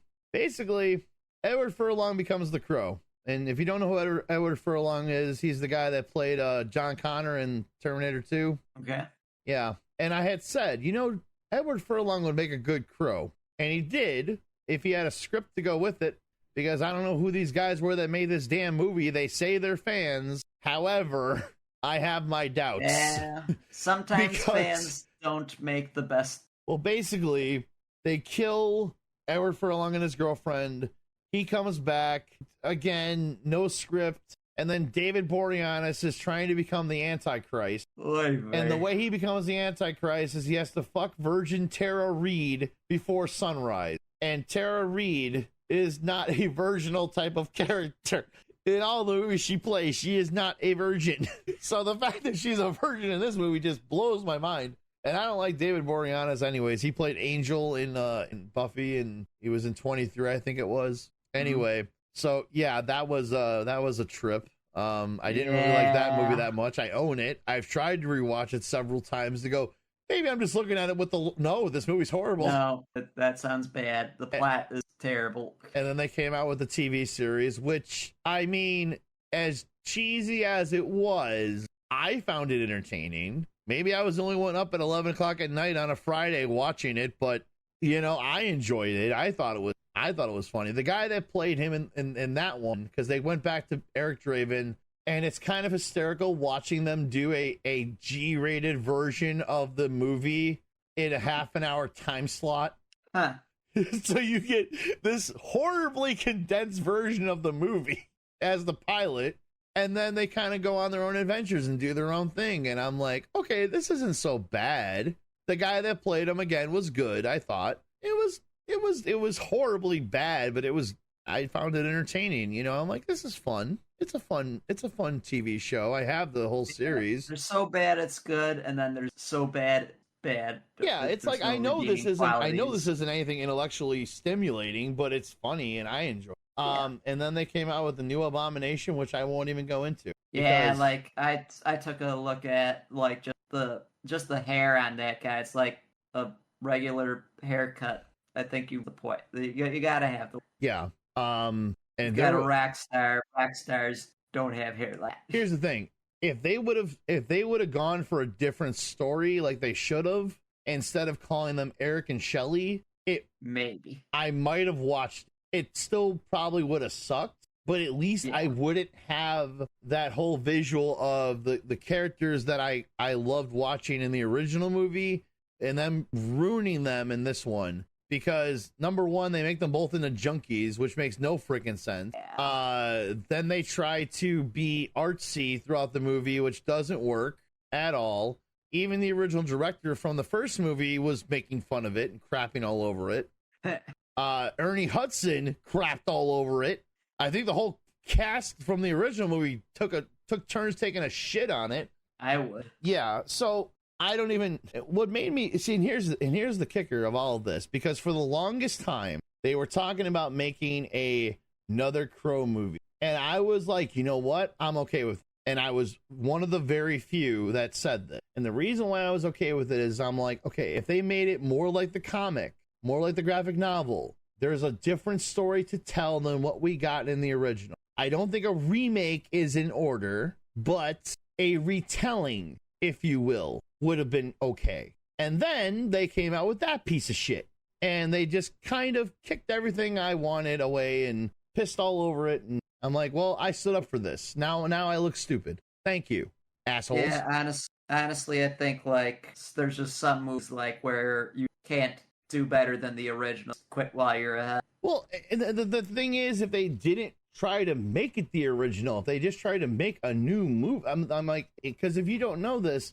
there is a plethora of material out there to base your movie on. There's been so many novels written with characters based on James O'Barr's original creation. Now, I don't mean they put Eric and Shelley in there. I mean they wrote their own story, and it's their own Crow story. I have a book of short stories and poetry that was written with the Crow in mind, and they're all different stories, and they're all different lore and and everything. They had so much material to work with, and they didn't do anything with it. That was the part that pissed me off the most. I'm like, you know, and on top of that, they had other actors that would have worked so much better to play Eric Draven if they wanted to do another retelling of the first one, but they didn't pick any of those guys, and they didn't continue with any of those scripts. They gave it to a director and a crew that weren't fans of the original, and then blamed the fans of the original when the movie didn't do good. They did the typical Hollywood thing all over again. Yeah. And it was like,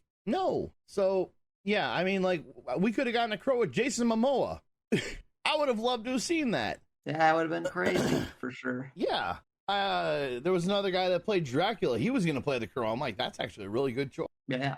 I forgot which version of Dracula it was. Actually, I remember which version it was, but I can't remember the name. Nosferatu? No, like modern. Nosferatu Yeah, that was was one like of them. No, they made a new one, I think, or something like that. Oh wow. Yeah, there's an yeah. I think I'll just leave it at that. Because I know they made Shadow of the Vampire, which was the making of Nosferatu, where they basically, because the guy that did Nosferatu, he was a method actor, and so they kind of told the story of him as being a method actor, but what if he was really a vampire and he wasn't pretending? That was Shadow of the Vampire, which was based off the Nosferatu movie. But I think it was the guy that was in that one Dracula movie where he plays Count Dracula like as a human, and then he has to protect his people, so he goes up into the mountains and gets churned by a vampire, and he comes back and he's all powerful and whoops the opposing army because he's a vampire now. I can't remember the name of the movie and exactly what who the actor was, but he was supposed to be Eric Draven. I'm like, that would work, but that's not what happened. I almost think what they got to do is like maybe make an animated version. Leave and just, like, it alone. No, well, I mean, if touchy. they're not going to it alone, No they should make an touchy. animated version. No more touchy. I agree. You They had should your not touch it chance. because they're screwing it up. You had your chance. You fucked it up. You don't get another one. Yeah. I think if anything, let the fans make it, because there is a movie out there. No, wait. There's a movie on YouTube right now that was made before the crappy Crow, the Pigeon, and done by an independent filmmaker. He did a better Crow movie on a low budget than that other piece of crap. It's actually a really good movie for free on YouTube. I can't remember the name. I'm sorry, guy, because I follow him on Instagram. But he did a phenomenal job with his movie. Of course, again, lowered budget, so he couldn't do as much, but he threw in so much stuff that if you're a fan of the series, you knew exactly what everything was the whole time, and you're just like sitting there geeking out going, oh my god, this is the thing. Oh my god, the bird's talking. Because in the graphic novel, when they're in the dream state, the bird talks. Because at one point, Eric Draven's looking out he's riding on a train, he's looking out the window, this is in the graphic novel, and he sees a white horse running through a field, and he's all happy. And then you see the crow land next to him, and he's like, the crow's like, look away. And he's like, what? He goes, I would look away if I were you. And then the white horse ends up tangled in barbed wire. Oh. Yeah, and all bloody and shit. And the crow's like, I told you so. I'm like, you little shit. But yeah, that in the graphic novel, the crow is kind of like a little bit more of he's a guide. He's plays a little bit more of a role in the graphic novel and actually talks, or at least that's probably what they would need to do if they do touch into more of the. We're done with the remakes. No, we're done with the remakes because now we will riot. Because I was ready to go out there and protest this movie. I don't care if I was the only one standing out there in the cold. I was going to protest this movie. So now I think now at this point, they've ruined the good graces of the fans. The only way it's going to work is if you bring back the original director or you have someone do it independently. Hollywood has ruined this for the last time. Actually, Hollywood ruined the second movie because that one pervert that worked for Miramax, whatever his name was, I can't remember because he's not important. He wanted the movie to be cut a certain way. And then, so it took out all the stuff that was good about the movie. And the ending we got was the ending we got, and it was horrible. And then when you hear it described how it should have ended and how it should have gone and all the other scenes that were put in that movie that were taken out by Weinstein, yeah, he ruined that movie. Because if they're ever able to release a director's cut, it's a whole different, it's a much better version. Because I've watched several documentaries on this is what it was supposed to be. I'm like, that stupid bastard. Thanks a lot, Ash. Yeah, but I mean, the original Crow was pretty much an independent movie as it was. I think Miramax picked it up eventually, but they didn't have much faith in it. I don't think it did that well in the box office either. Like, I think it became more of a cult classic than anything. But it was pretty much an independent movie. They were on a shoestring budget. That's why they weren't on a soundstage. You know what I mean? That's why they were out in the streets freezing cold. Right. So I let's would see. almost wonder if they were in Seattle because of all the rain. It wasn't Seattle. Actually, the movie is supposed to be set in Detroit. Detroit. Oh. But it wasn't. They weren't. I don't think they were in Detroit. But that's where the movie's supposed to be set. Yeah, one thing I do have to say, like, I'm surprised, like, the makeup held up. Must have been some good stuff with all that rain and all that. Well, yeah, and they had to keep touching it. Oh, okay. Yeah, there's behind the scenes stuff of they touched up and stuff like that. What was it? What would you say was your favorite part of the movie? I think it was like just pretty much like kind of the rapport that like Eric Draven had with that cop, like just being able to talk to him and like kind of figure out like what was going on and all that, and just like figuring himself out too. I think You still have your hat on. I still have my hat on. No, when he's in the apartment. Oh, right, in the apartment. Yeah, that's right. Oh shit! Are Don't you some smoke kind these, they'll kill ya. of ghost? Ooh. That was good. That's actually where one of my favorite lines happens. Little things so much to Shelley. I said they're kind of trivial. Believe me, trivial. Right. I've written that down on my like notebooks, poetry book for like I've all like that quote. Don't rain all the time kind of became a mantra for me, like as you know, like things aren't always gonna. And I would use that line up. I see it on your Discord. Yeah. Yeah, like that came a little bit later because I like it was more so I think I needed to believe it myself more than anything else. The nothing is trivial part, that part really stuck out to me when he said that. But like your favorite scene in the like honestly, I think that probably was it. The scene between him and Albrecht. Yeah, when they're in the apartment. It was just kind of cool to see him, like him finally being able to realize that the crow is like a person, a human being, a decent guy, in fact, and just like getting to for Eric to know that like Shelley was not alone in her final moments, that she had somebody to watch with her as she passed. Yeah, you stay with her.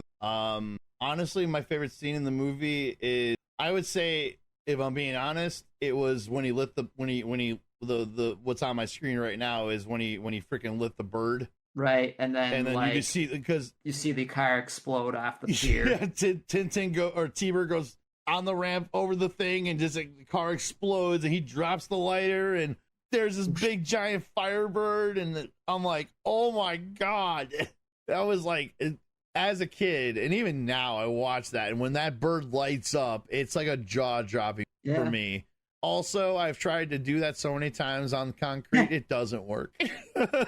Yeah, like they you know how many times we tried that shit? It never worked once. Yeah, that's because and like Mythbusters did this. They were like, the thing is that the gasoline will like burn away like instant. Yeah, you have to have like a wire or something like that. Yeah, or like something that will keep burning. I don't think I've ever seen it might be a fuel mixture of some sort. It could also be like a gel, because I know they have that gel that will burn for a long period of time. I also love the fact that in the scene where they're in the bar and they're doing that fight scene above the bar with the gang members. Right. The band that's playing is My Life with a Thrill Kill Cult. So that's actually them on stage, and they're a Chicago band. Ah. Yeah.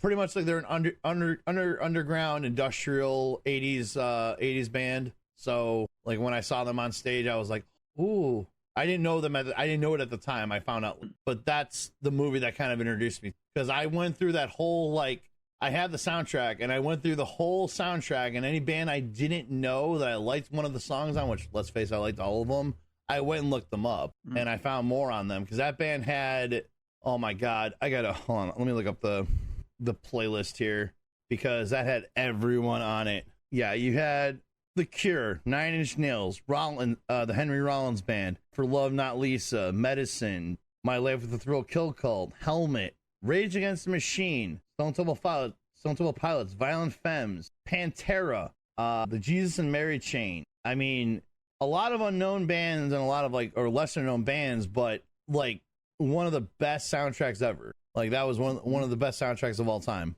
Rubber Cement was used for the fire.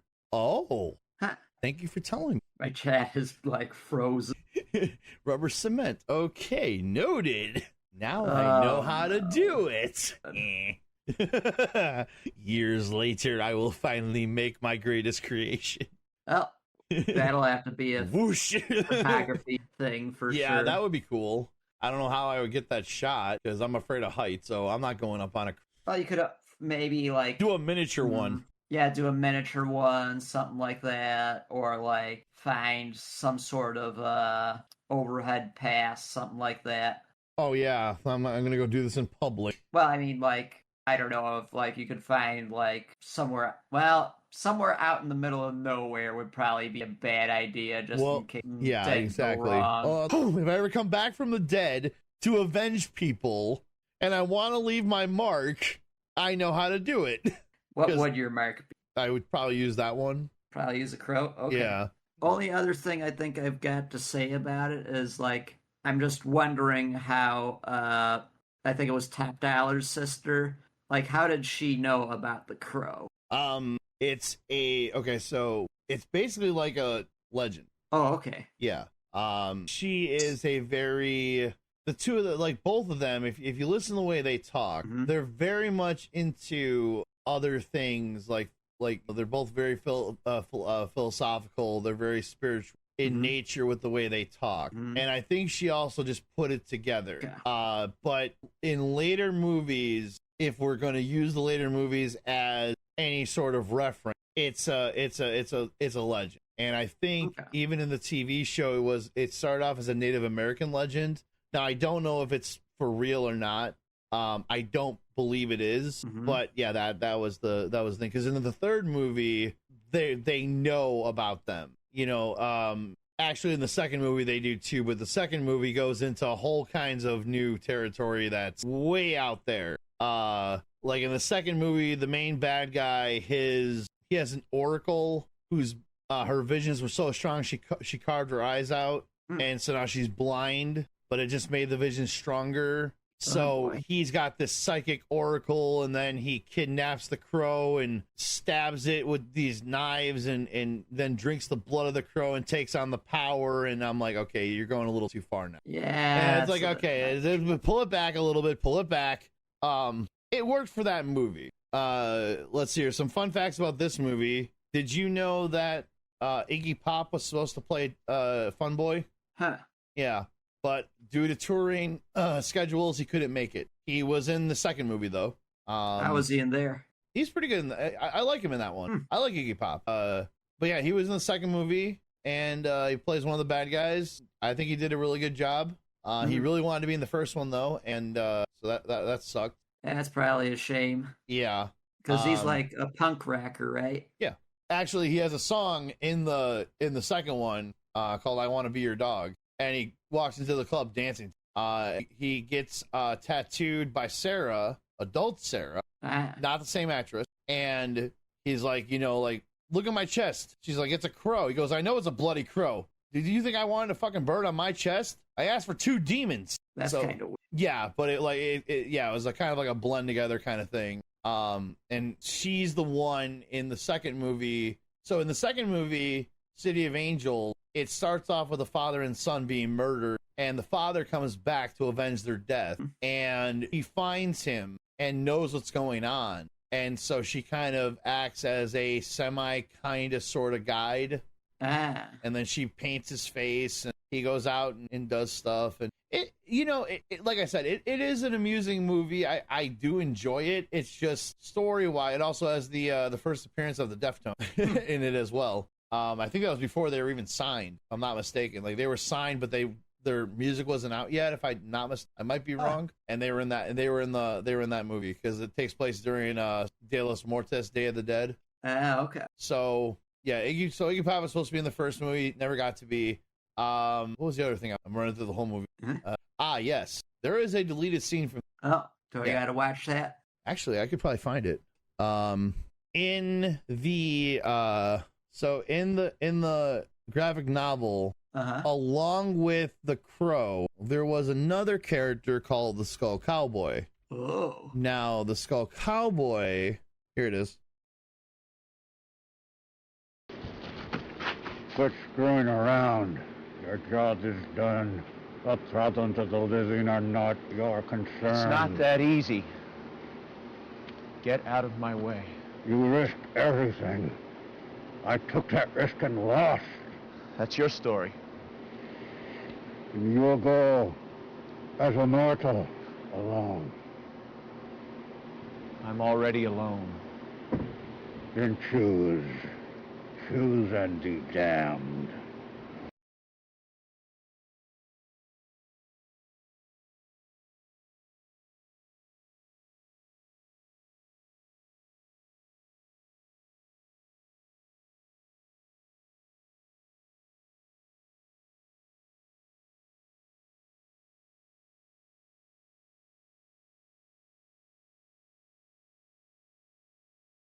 Did you get to hear it? Yes, I did. Okay. All right, that's it. So that scene, so the Skull Cowboy basically says this isn't part of your agenda. Your purpose is not okay. You're not supposed to help. You've done your job. Go home. Okay. Okay. The Skull Cowboy in the novel is pretty much kind of like his not necessarily his guide, but the overseer of everything. So when Sarah gets kidnapped and brought into the church by Top Dollar and the other ones, and Eric goes to save her, that's when the Skull Cowboy appears in front of him and says, no, you're not supposed to do this, and takes away his power. So it's not the crow getting shot, it's the Skull Cowboy takes away his power. But I guess they didn't, they thought that would kind of be too abrupt because there was never any mention of him anywhere else in the movie. Yeah.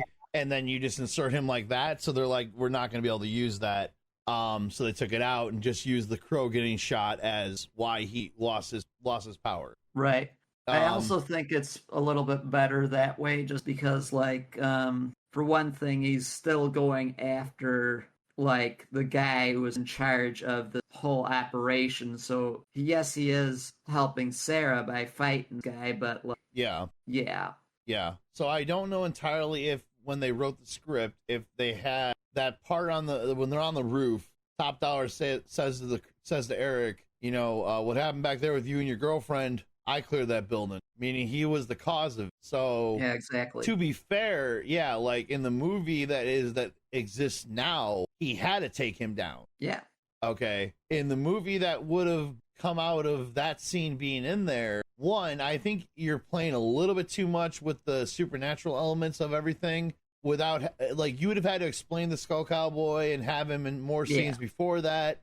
And I think it would have been a much different movie, and I don't think it would have flowed as well because, like you came into it asking me, well, how did he become the crow? I'm like, the crow carried his soul back from the dead. If you insert the Skull Cowboy, now you're adding more supernaturalness to this, where it's just simpler if the crow is the guide. You know, the crow goes into the land of the dead, gets Eric's soul, brings it back to his body, and then he comes back and goes and... Yeah, I think like the Skull Cowboy would have probably been a good thing to add in another movie. Yeah, and that's why... Did they do that? Well, they did it in the TV series. Okay. Kind of. Like, he didn't look the same. He was... Actually, I really liked his character, if I'm being honest. Like, he carried around like like these beads, like with skulls on them, and almost like prayer beads. And he had like a fedora. And he guided Eric, you know, later on in the series and stuff like that. You know, like there was a episode where it's like the whole go back in time and try to stop what was from happening. You know, Eric keeps going back and trying to stop it, but he can't stop it. And then, you know, the Skull Cowboy's like, man, you tried, like, he goes, I want to try again. He goes, I can't keep doing this. Sometimes this is what happens. You got to let it go. And he's like half trolling him and, like, you know, kind of just being like a little bit of a smart ass because he knows you can't change the past. Right. This was destined to happen. You can't do anything about it. But Eric is so determined. He goes, well, you're going to have to find this out on your own then, aren't you?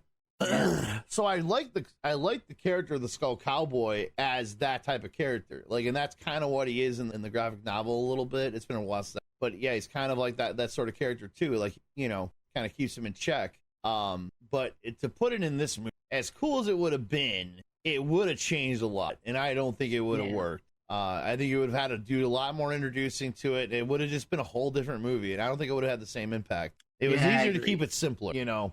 But yeah, other than that, I think that's all my fun facts I have about the movie. All right. Yeah, I think that's all I've got to talk about it. Any other final thoughts on the movie as a whole? Like, you know, I thought it was a pretty good movie. Like, it's a good. Would you say it is a superhero movie? Yeah. I mean, kinda. It's at least it's a comic book, but Superhuman and supernatural, sure. Yeah, I guess you can kind of count it as a superhero movie. Just it's not your typical. Yeah, maybe not hero, just because he does kill people and all that. Would does the Punisher. Would that be an anti-hero? No. Or I'm just trying to figure this out. Yeah, no, because he's still killing villains. An anti-hero would be more like a rogue, like Venom is in anti-hero is more like the Punisher. Like, he goes out and does what he wants, what he thinks is right, and nuts to anyone else who gets in his way. Like, you know, because he'll take on Daredevil and, you know, stop and like not kill him, but stop him from saving the person he's after, you know. And it's just basically like, you know, he's judge, jury, executioner. Where this is more, these guys directly did stuff to him. I mean, they literally raped his girlfriend in front of him. Yeah. You know, they killed his fiance, they killed him, and he's back for revenge. So, you know, he like Top Dollar says in that one scene, so you're him, huh? The Avenger, the killer of killers. Nice outfit. Not too sure about the face though. Also, I have that trench coat. Yes. That's cool. I remember I saved up my money when I was working at the camera store, and I found this leather shop, this biker leather shop, and I found that trench coat, and I think it was like $150, and I bought it because I'm like, still got it? Yeah, I still got it. Awesome. Yeah, but I mean, yeah, that whole like duster, like the whole like leather duster is like, for a while I wanted leather pants too, and then I thought about it, and I'm like, yeah, no, I'm good. Yeah, I don't know. Because people explain to me what leather pants would feel like, and I'm like, yeah, I'm too big for that. Yeah, but I mean, I painted up my face like the Crow for Halloween so many times, and I painted up my face like the Crow so many times not for Halloween, just because I felt like doing it. Yeah, but I went as the Crow several times for Halloween. I also now have the same hair as Brandon Lee. I can make my hair look like his, so I was happy about that. The only thing that really pissed me off was the 1 year where the wrestler Sting he was inspired by the Crow to do this sort of character, because he started doing like a darker character, so he basically did the Crow. So when I went around as the Crow for Halloween, everyone thought I was Sting, and I was mad. I'm like, because I think I borrowed my neighbor's duster for that one and went around like that, and I was upset because I'm like, I'm not Sting. I was mad at Sting for a while too. As much as I thought that was kind of a cool reference, I was like, every house I went to, oh, it's Sting. No, it's not. It's the Crow. Yeah. Shut up. It's the Crow. So it was like, oh, man, I got mad. Yeah, I could see. Because no one got it. I'm like, come on. So, yeah, again, favorite movie of all time. I'm glad you enjoyed it, though. Yep. Yeah. And next time I'll take notes. So what is my assignment again for next time? Man, I feel bad now because you're like picked like a really awesome kid, like yeah, but it's still like one of my favorite movies. It's a movie called Cats Don't Dance, and it's basically the premise is small town cat goes to Hollywood because he wants to be a star, and they do like a lot of song and dance numbers, and the villain is a Shirley Temple like villain, and it's got like a lot of I thought okay, I'm looking this up now, and I'm now seeing what you're talking about. I thought you were assigning me a Shirley Temple movie. Oh no. And I was like, wait a second. I'm like, wait. Did I agree to watch a Shirley Temple movie? Not that I have a problem with that, because I totally would, but it's like, okay, I see what you're talking about now. This one. Yeah. All right. No, only because I was like, did I really give him that much leeway with what counts as nostalgic? That I let him pick a 1940s, 50s movie? I got confused all of a sudden. I was like, he said something about Shirley Temple, but... And like, there are definitely some like older movies that I have watched. Like, I've watched the Marx Brother movies. I've watched, Flash Gordon. But, yeah, I don't think there's... You ever seen Barbarella? I don't think I would ever I would not make you watch that. It's oh my gosh. Whoo boy. Basically, let's just put it to you this way. It's 1970s fan service. Yeah. It's bad. When I remember watching that as a kid, and it was like, oh my god, what's going on here? Like, wait, what is going on here? And then I think the last battle is like her and another girl, and clothes start coming off. If I'm remembering this correctly. So I would not know. I would not make you watch that. As amusing as that would be, no. But it's literally 1970s fan service, so yeah. Never saw Flash Gordon though, if I'm being honest. That was kind of cool. It looked okay, not necessarily probably my cup of tea, but I think this one was definitely successful. Yeah, and we had a lot to talk about. Oh yeah, we got a good 3.5 hours out of it.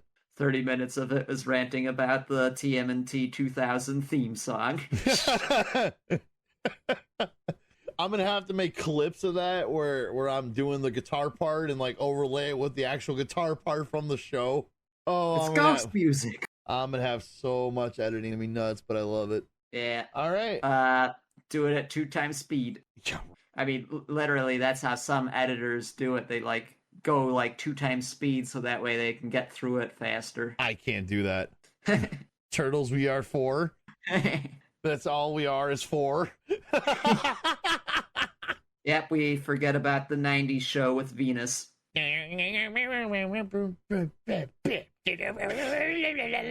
Oh my god. Anyway. All right, well, that's going to do it for this episode. Thank you, Eddie, for being a part of it.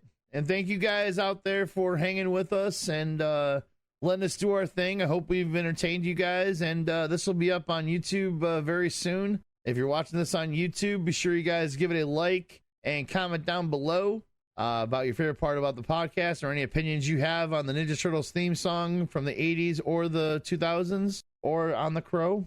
And that's going to do it for this episode. We'll be back again with another Pigeon-Cast very, very soon. Thank you guys all for everything. And until next time, take care of yourselves, take care of each other. Eddie, you got any final words? For the Pigeon. But yeah, that's all I got. Cool. All right, guys. Everyone have an amazing rest of your evening. We'll catch you guys in the next one. See ya. Bye.